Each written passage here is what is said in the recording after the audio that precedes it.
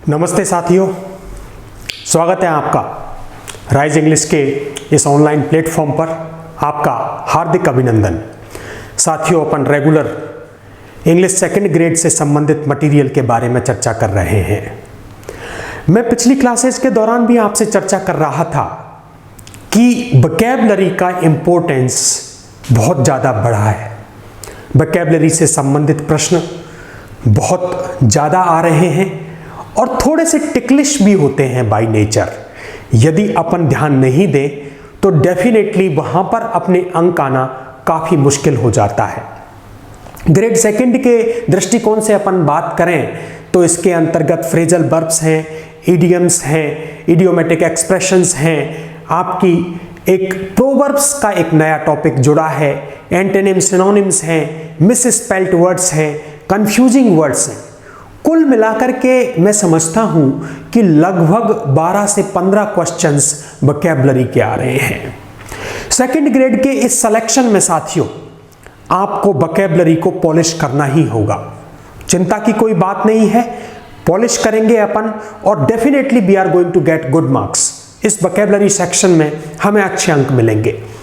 थोड़ी सी तैयारी और हमें धैर्य के साथ में इसमें अच्छे अंक मिलने वाले हैं। साथियों, अंग्रेजी के एक बड़े प्रख्यात विद्वान थे विल्किंस। वो कहा करते थे, while without grammar you can say something but without vocabulary you cannot say anything। कई बार नेट में ये प्रश्न पूछा गया। आप ग्रामर अगर आप पे नहीं आती है तो आप एक दो शब्द कह पाओगे, एक दो शब्दों को व्यक्त कर पाओगे, आप टूटा फूटा ग्रामेटिकली इनकरेक्ट सेंटेंस बना पाओगे, लेकिन यदि आप पर वोकैबुलरी नहीं आती है तो डेफिनेटली आप कुछ नहीं कर पाओगे। तो उसी कॉन्सेप्ट को ध्यान में रखते हुए आरपीएससी ने ग्रेड सेकंड के अंतर्गत वोकैबुलरी के प्रश्नों पर बहुत ज्यादा जोर दिया है। आज अपन चर्चा करते हैं एक नया एडिशन 2022 के अंतर्गत किया गया प्रोवर्ब्स का, और प्रोवर्ब्स बहुत अच्छी हैं, उनमें थोड़ी सी मेहनत के साथ में अपन को अच्छे अंक मिलने वाले हैं। साथियों, प्रोवर्ब्स जो है ना वो कहावतें होती हैं। हर भाषा की अपनी कहावत होती है। उस कहावत को आप परिवर्तित नहीं कर सकते, यानी कि उसका लिटरल ट्रांसलेशन नहीं होता। जैसे अंग्रेजी की कोई कहावत है, उस अंग्रेजी की कहावत को अपन जो है अगर हिंदी में शब्द रूप में अनुवाद करें या उनका शब्दों के रूप में वैसे की वैसे अनुवाद करें, बात नहीं बनेगी। कारण क्या है? क्योंकि ये जो है ना एक संस्कृति विशेष के अंतर्गत बनती हैं, वहीं पर इनका जो है पुष्पन पल्लवन होता है, और इसीलिए इनको जो है जब चेंज करते हैं या अर्थ इनका समझते हैं तो इनके अंतर्गत जो निहितार्थ है, जो इनका भावार्थ है, उसको समझते हुए अपने को चलना होता है साथियों। तो जैसे प्रोवर्ब के अंतर्गत अपन एग्जाम्पल भी लेंगे, चर्चा भी करेंगे। ये जो प्रोवर्ब्स है ना, ये ट्रेडिशनल भाव रखती हैं, इनके अंतर्गत ट्रेडिशनलिटी पाई जाती है, और जो इनमें एक अनुभव वाली बात होती है उस अनुभव को ये व्यक्त करती हैं साथियों। तो प्रोवर्ब्स जो है ना उनके अंतर्गत अपने को पर्टिकुलरली जब मैं अगर एग्जाम पॉइंट ऑफ व्यू से बात करूं तो अपने को उसके अर्थ को नहीं समझ करके उसके निहितार्थ को समझना है, उसके भावार्थ को समझना है, और उस भावार्थ को ही अपने को क्लियर करके हमें सही उत्तर प्राप्त कर सकते हैं अपन। नहीं तो वो जो हमारा उत्तर है वो डेफिनेटली रॉन्ग डायरेक्शन में चला जाएगा साथियों, और वहां पर हमें नेगेटिव मार्क मिल सकता है। सावधानी और समझ दोनों का यहां पर हमें प्रयोग करना पड़ेगा। अब देखिए, कुछ प्रोवर्ब्स अपन ने यहां पे ली हैं, सिलेक्शन यहां पे किया है, कुछ इंपॉर्टेंट प्रोवर्ब्स आपको देखने को मिलेंगी। देखिए, don't count your chickens before they hatch, बहुत ही अच्छी प्रोवर्ब है। इसका मतलब होता है, अगर जैसे अपन शब्द के रूप में चलें तो चिकन्स का मतलब होता है चूजे। चूजों को गिनो मत उससे पहले कि वो अंडों से बाहर नहीं आ जाएं। अब इसका जो भावार्थ है, भावार्थ का मतलब होता है कुछ लोग जो है पहले ही कैलकुलेशन करना चालू कर देते हैं कि ग्रेड सेकंड में मेरा सिलेक्शन हो जाएगा, फिर उसके बाद में मुझे इतनी सैलरी मिलेगी, वो 1 साल तक इतनी सैलरी मिलेगी, 1 साल में इतना पैसा हो जाएगा मेरे पास में, उसके बाद में मैं इस पैसे का ये।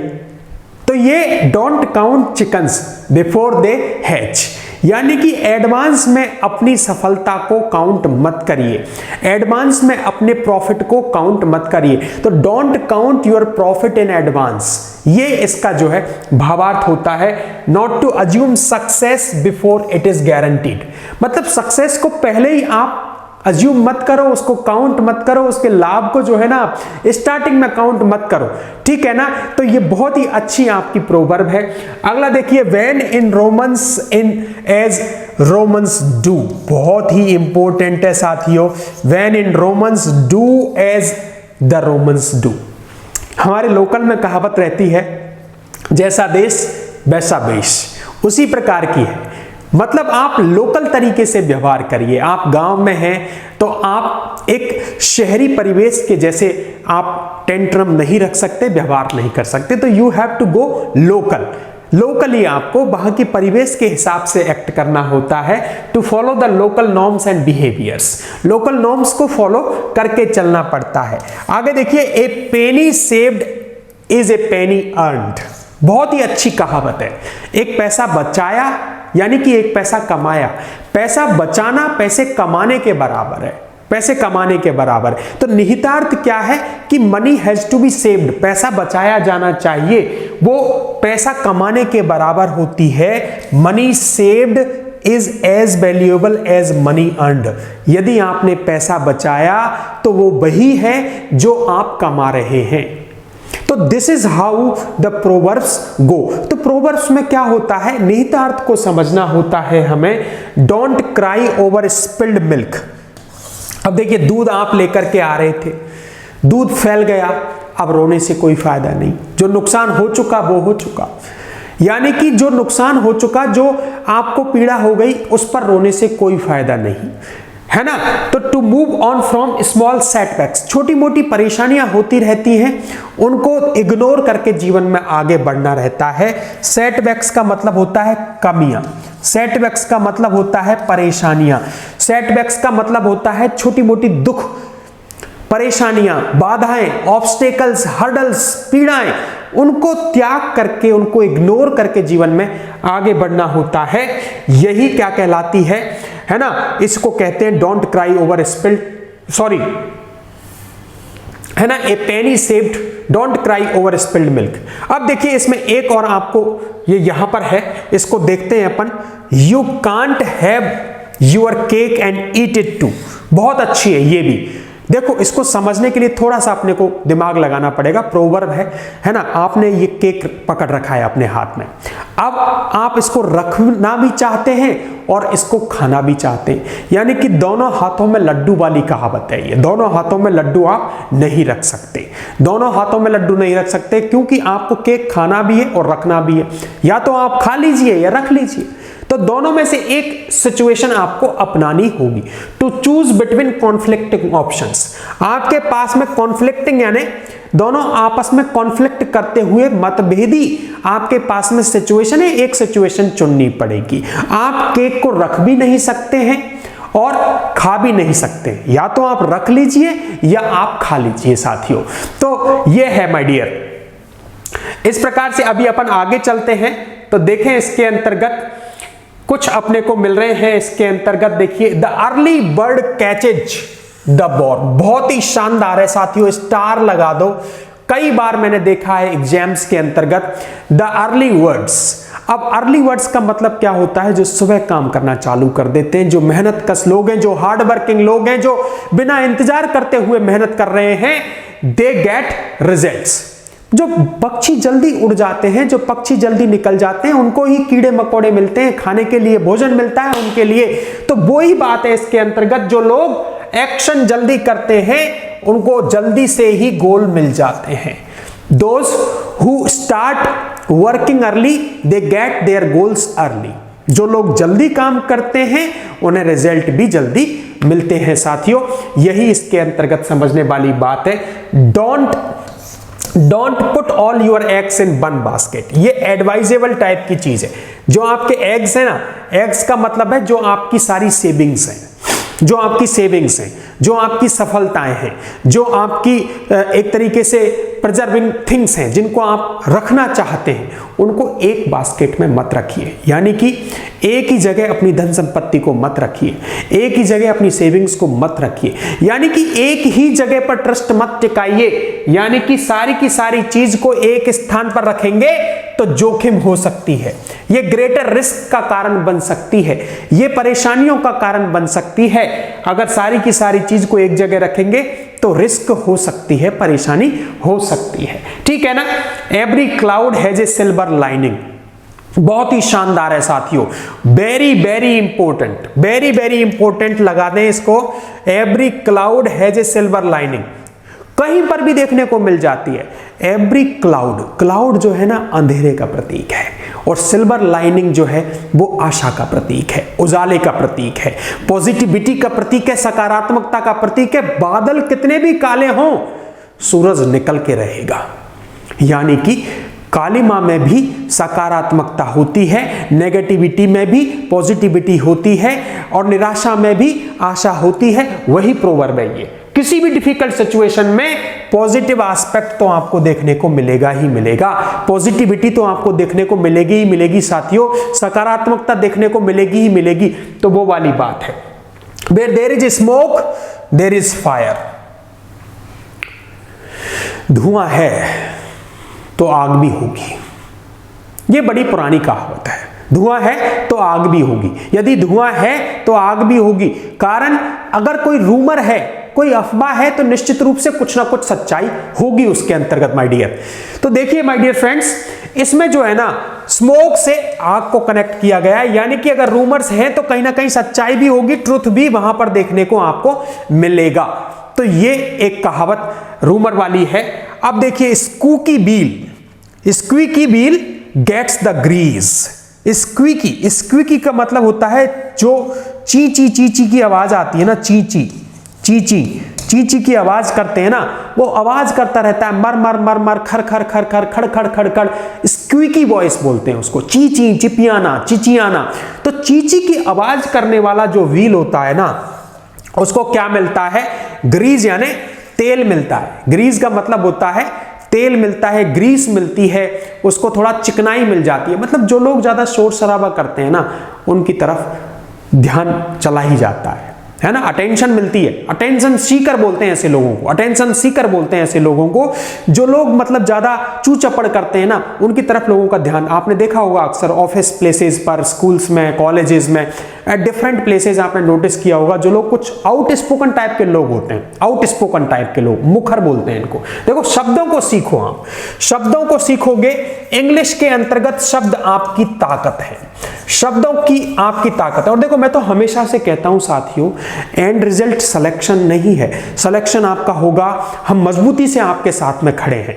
डेफिनेटली आपको चयन करवाना हमारा भी सपना है, लेकिन बेसिकली आप मजबूत बने, ग्रामर में मजबूत बने, लिटरेचर में मजबूत बने, वोकैबुलरी में मजबूत बने, आपके मेथड का पार्ट बहुत अच्छा हो जाए, and you prove yourself as a good teacher, as an excellent teacher आप बने, आपको खुद को भी प्रसन्नता होगी। तो उसके लिए everyday we have to learn new words, नए शब्द सीखिए।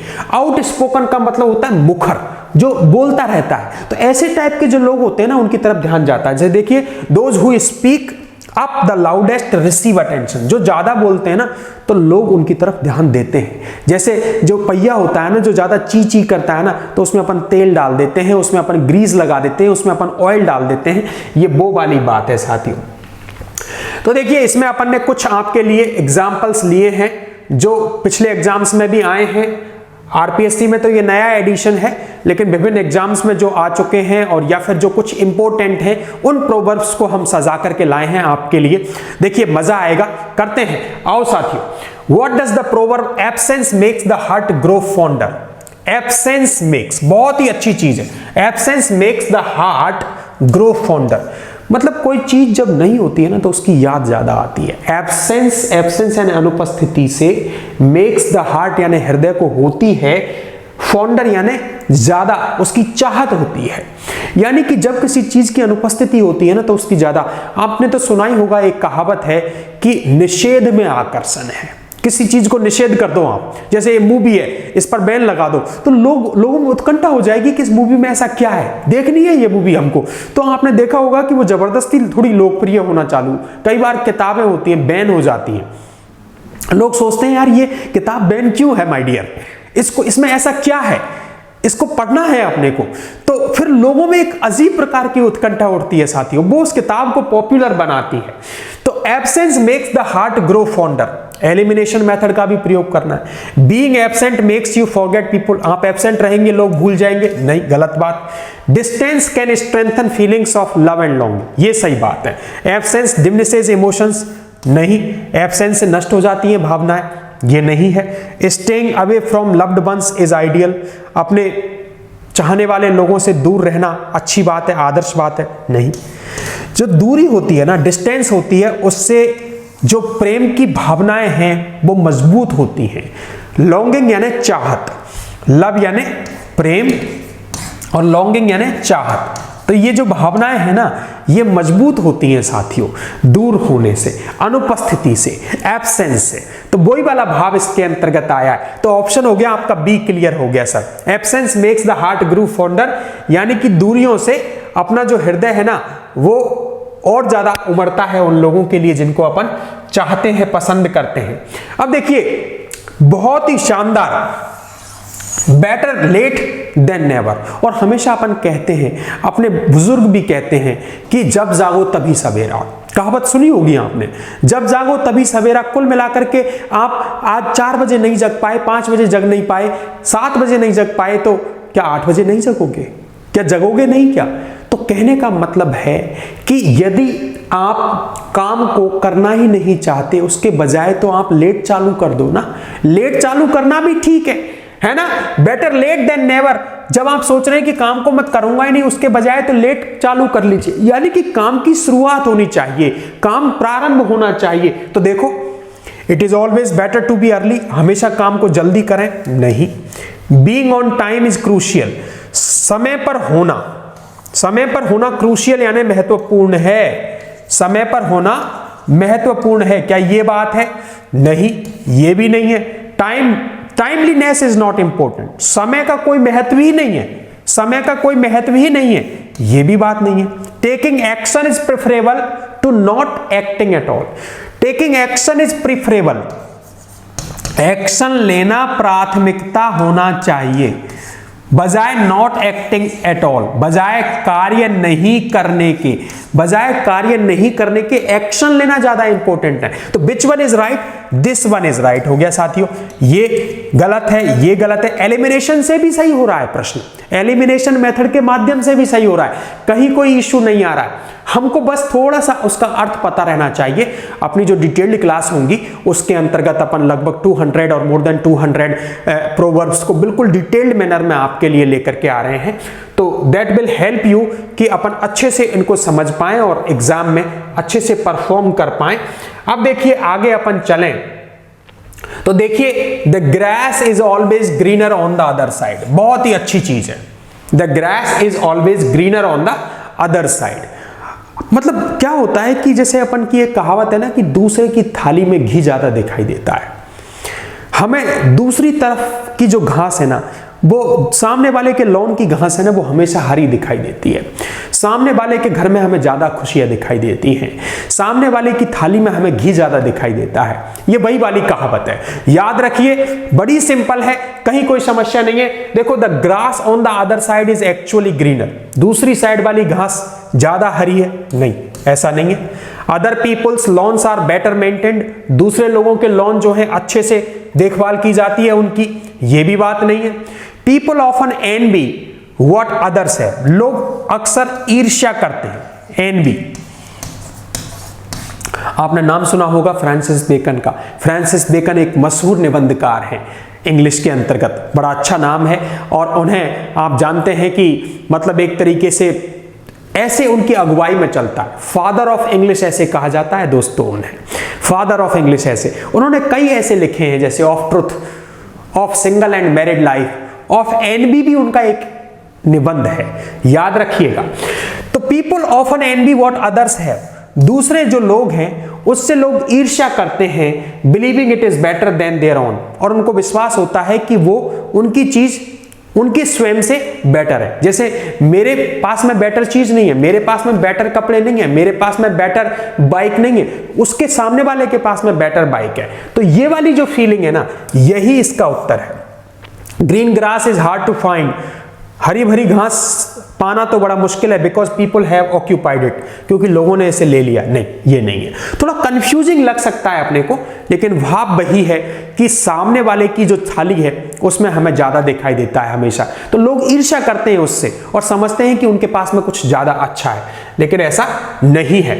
आगे देखें अपन और समझें। बहुत ही शानदार है, बहुत ही शानदार है। थोड़ा सा अजीब लगेगा आपको, लेकिन है बहुत अच्छा। When the going gets tough, the tough get going। समझना साथियों, काफी इंपॉर्टेंट है, खूब चलन में है ना। देखिए, when the going gets tough, जब जाना, आगे बढ़ना, यात्रा करना, किसी कार्य को प्रारंभ करना टफ हो जाए, कठिन हो जाए, किसी काम को करना टफ हो जाए, द टफ। अब यहां पर जो टफ है ना, ये व्यक्ति है। जो टफ है ना, मजबूत इरादों वाले व्यक्ति हैं, डिटरमाइंड जो व्यक्ति है, गेट गोइंग, वो रुकते नहीं। यानी कि मजबूत व्यक्ति बिना परिणाम की परवाह किए हुए आगे बढ़ते हैं। जब परेशानियां हो, बाधाएं हो, पीड़ाएं हो, ऑब्स्टेकल्स हो, समस्याएं हो, तब भी मजबूत इरादों वाले लोग नहीं रुकते। ये एक कहावत है ना। तो giving up in challenges situation, challenging situation में, यानी कि परेशानी वाली स्थितियों में गिविंग अप यानी कि छोड़ देना, मैदान छोड़ देना। अब गिव अप फ्रेजल वर्ब के अंतर्गत, फ्रेजल वर्ब वाला वीडियो आप देखोगे साथियों, तो उसमें आपको बताया था गिव अप। गिव अप का मतलब क्या होता है? त्यागना, छोड़ देना, रेलिंक्विश, है ना, अबंडन। तो गिव अप, गिव इन का मतलब सरेंडर होता है, गिव अप का मतलब किसी चीज को त्यागना होता है। तो गिविंग अप का मतलब छोड़ देना, चैलेंजिंग सिचुएशंस में छोड़ देना, avoiding tough situations all together, tough situations को अवॉइड करना, टफ सिचुएशंस को अवॉइड करना, ये भी नहीं होगा। Facing challenges with determination and action, ये होगा। चैलेंजेस का सामना करना, डिटर्मिनेशन यानी निश्चय के साथ में, और एक्शन यानी कि कार्य के साथ में, यानी कि कार्य करते हुए अपन उसका सामना करें, तो उसको चैलेंजेस का सामना करना अच्छा। यानी कि when the going gets tough, the tough get going। Complaining about difficult, हमेशा शिकायत करना, ये नहीं, और कुछ नहीं है। मतलब डिटर्मिनेशन के साथ में अपन आगे बढ़ते हैं, तो उसको बोलते हैं when the going gets tough, the tough get going। Tough लोग रुकते नहीं, चलते हैं। डिटरमाइंड लोग रुकते नहीं, चलते हैं। जिस प्रकार से आप जो इस युद्ध में, इस तैयारी रूपी युद्ध में आप जुटे हुए हैं, उसी प्रकार से टफ लोग आगे चलते हैं। तो आइए माय डियर फ्रेंड्स देखें, डोंट जज a book by its cover. Star लगा दो साथियों, शानदार, अक्सर पूछे जाने वाली। डोंट जज a book by its cover. कई लोगों की होती है, अरे यार इसने कपड़े कैसे पहन रखे हैं, ये आदमी ठीक नहीं है, ये आदमी देखो इसके जूते खराब है, यानी कि अपीयरेंस को देख करके, है ना, लिफाफे को देख करके मजमून भांप लेना, लिफाफे को देख करके मजमून भांप लेना। ये कहावत आपने सुनी होगी अक्सर। तो वही वाली कहावत है ये, जज a book by its cover. ऊपरी रूप को देख करके ही वो हकीकत का पता लगा लेते हैं, वो वाली बात होती है। तो इसमें डोंट जज, हमें ऐसा नहीं करना चाहिए। Reading books with unattractive covers, बेकार के कवर्स के माध्यम से किताब को पढ़ना, नहीं, ये नहीं है। Making assumptions based on appearance, ये हो सकता है, देखते हैं अभी। सारे ऑप्शंस को पढ़ें साथियों, बिना ऑप्शन पढ़े हुए निर्णय नहीं करें। कई बार क्या होता है, ऑप्शन ए होता है ना, वो थोड़ा सा आपको डिस्गाइज्ड रूप में दिया जाता है, आपको मूर्ख बनाने के लिए, आपको आकर्षित करने के लिए, आपको प्रलोभन देने के लिए लाया जाता है, और अक्सर वो गलत होता है। अपन फंस जाते हैं। थर्ड फोर्थ को अपन देखते ही नहीं है, सेकंड थर्ड फोर्थ को देखते ही नहीं है। पहला या दूसरा देखा, उसको टिक कर दिया, भर दिया गोला, गलती हो गई। ऐसा नहीं करें। Treating books with care, books को बड़ी सावधानी से देखना, ये भी नहीं है। Judging books based on their content, किताब को उनके कंटेंट के माध्यम से देखना, ये इसका भाव है, लेकिन यहां पर सही नहीं है। तो मेकिंग अजम्पशंस, अजम्पशन का मतलब होता है अनुमान लगाना। बेस्ड ऑन अपीयरेंस यानी बाहरी जो दिखावट है, बाहरी रूप है, उससे अनुमान लगाना, ये वाली बात होती है इसके अंतर्गत। तो ये जो है डोंट जज a book by its cover वाली कहावत इसके अंतर्गत आती है। Every dog has its day, शानदार, ये भी बहुत अच्छा है। Every dog has its day, every dog has its day का मतलब होता है साथियों प्रत्येक व्यक्ति का एक दिन आता है। कहते हैं ना अपने लोकल में कहावत है कि 12 वर्ष में तो जो घूरा होता है ना, जिसपे अपन मलमूत्र डालते हैं, पशुओं का गोबर इत्यादि डालते हैं, तो उसकी भी 12 वर्ष में आती है, शुद्ध आती है। 12 वर्ष में लोग उसकी भी शुद्ध लेते हैं, खाद के रूप में उसको काम में लेते हैं। तो वही वाली बात है कि प्रत्येक व्यक्ति को जीवन में कभी ना कभी सफलता मिलती है। लगे रहो, हमें लगे रहना है। तो देखिए champions, every dog is the same, नहीं, ये बात नहीं है। सारे के सारे डॉग समान होते हैं क्या? नहीं। Dogs need to rest during the day, दिन में डॉग को आराम करने की आवश्यकता है, हो सकता है, लेकिन यहां पे ये मीनिंग नहीं है। Everyone will have a moment of success, ये इसको और देख लेते हैं। Dogs are always victorious because they are loyal, dogs हमेशा जीतते हैं, विजयी बनते हैं वो हमेशा, क्योंकि वो लॉयल होते हैं। ये बात यहां पर नहीं है। तो यहां पर यह है कि प्रत्येक व्यक्ति को सफलता मिलेगी, ये वाली बात यहां पे आती है। चलिए अपन आगे चले तो देखें अपन इसको समझें, इसको समझ लेते हैं अपन। The proverb a based pot never boils, a based pot never boils. देखो इसमें क्या होता है कि जैसे अपन ने पतीली या कोई बर्तन चढ़ा दिया गैस पर, हम उसको बार बार देख रहे हैं, बार बार इंतजार कर रहे हैं अपन उसका, पकेगी क्या वो चीज? वो नहीं पकेगी, क्योंकि बार बार। और दूसरा पहलू इसमें एक यह भी है कि जो इंतजार का जो क्षण होता है ना, वो बहुत ही बोरिंग होता है। मतलब इंतजार का जो समय होता है वो काटने से भी नहीं कटता। तो ये इसमें निहितार्थ आ रहा है, a watched pot never boils, pots should always be watched while cooking, हमेशा बर्तनों को देखते रहना चाहिए जब हम कुकिंग करते हैं, नहीं, ये वाली बात नहीं है। It is impossible to cook a pot of water without watching, एक पानी से भरे हुए बर्तन को पकाना मुश्किल है बिना देखे हुए, ये भी नहीं है। Time seems to pass slowly when you are waiting, बहुत अच्छी बात, time seems to pass slowly, समय बड़ी धीमे धीमे निकलता है जब अपन इंतजार कर रहे होते हैं। वेटिंग का मतलब होता है इंतजार, तो जब अपन इंतजार करते हैं तो टाइम बड़ा धीमे निकलता है, बड़ा स्लोली निकलता है। One has to be careful as boiling water is dangerous, उबलता हुआ पानी खतरनाक होता है, तो लोगों को बड़ा सावधानी रखनी चाहिए, वो वाली बात हो सकती है। लेकिन यहां पे जो अर्थ देगी ना, time seems to pass slowly when you are waiting, जब आप इंतजार कर रहे हो तो टाइम बड़ा धीमे धीमे निकलता है। क्लियर है साथियों? अब आगे अपन चलते हैं, इसको देखते हैं आगे। इसमें अपने को देखने को मिल रहा है, what does the proverb mean, don't throw the baby out with the bath water. अब बेबी जो है ना मूल्यवान वस्तु है, और बाथ वाटर जो है ना वो बेकार की वस्तु है। कई बार क्या है कि अपन पानी के साथ में बेबी को भी फेंको मत, ये वाली कहावत है। कहावत क्या है, जो गंदा पानी है जिसमें बेबी को नहलाया था उसके साथ में भी बालक को मत फेंको। तो एक अनइम्पोर्टेंट चीज के साथ में इंपॉर्टेंट चीज को नहीं फेंकना है साथियों, वो वाला भाव इसके अंतर्गत आया है ना। तो baby should not be bathed in water, बच्चों को नहीं नहलाना चाहिए पानी में, नहीं, गलत बात है। Discard everything even if some parts are valuable, सारी चीजों को फेंक दो। डिस्कार्ड का मतलब हटा दो, even if some parts are valuable, यहां तक कि यदि कुछ पार्ट्स महत्वपूर्ण है तब भी हटा दो, नहीं, ये बात नहीं है, ये भी गलत। Not to discard something valuable along with something undesirable, not to discard यानी नहीं हटाना है किसी महत्वपूर्ण चीज को विद समथिंग अनडिजायरेबल, कोई बेकार की चीज के साथ, बेकार या अवांछनीय चीज के साथ में किसी महत्वपूर्ण चीज को नहीं हटाना। तो ये आपका उत्तर बनेगा। फिर भी लास्ट का देखते हैं अपन, bath water should be saved for later use, पानी जो नहाने वाला पानी है उसको बचा के रखना चाहिए बाद के प्रयोग के लिए, वो वाली बात नहीं है इसके अंतर्गत। इसके अंतर्गत don't throw the baby out with the bath water के अंतर्गत ये बात है कि हमें किसी अवांछनीय चीज के साथ में अति महत्वपूर्ण चीज को नहीं फेंक देना है, यानी कि बड़े ध्यान से सोच समझ करके कार्य करना चाहिए। तो देखिए ये आपकी प्रोवर्ब्स थी, और इन प्रोवर्ब्स के अंतर्गत जो निहितार्थ है, जो भावार्थ है, उसको लेकर के हमें साथियों इनको समझना होता है।